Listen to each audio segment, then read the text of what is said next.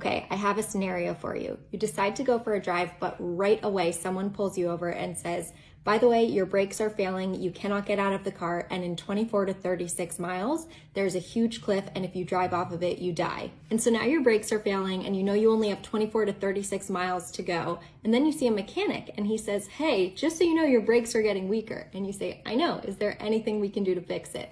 And he says, why don't I put these chains on your tires? They might slow things down the smallest amount. I'm not sure. Check back again in 3 miles. So you keep driving, and then you notice all of a sudden your friends and family are standing alongside the road cheering you on, which really makes you happy and cheers you up until you hit another 3 mile mark. So you get to the next 3 mile mark and you see the mechanic, and he's like, hey, your brakes are getting even weaker. And you're like, I know, I can physically feel it. Is there anything you can think of that can help?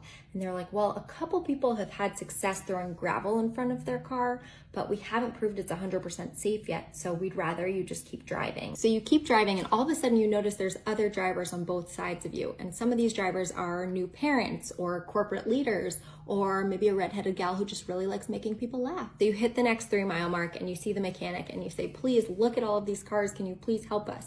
And the mechanic says, well, your brakes started failing 9 miles ago. If they had only failed 2 miles ago, there's something I could have let you try. But unfortunately, you're too far gone. Know your miles are ticking down, so all you can really do is roll down your windows and scream out the window in the hopes that someone will hear you and find a way to stop your car. And so all you have are the chains on your tires, the drivers next to you, and your friends and family on the sidelines watching you as you drive towards this cliff.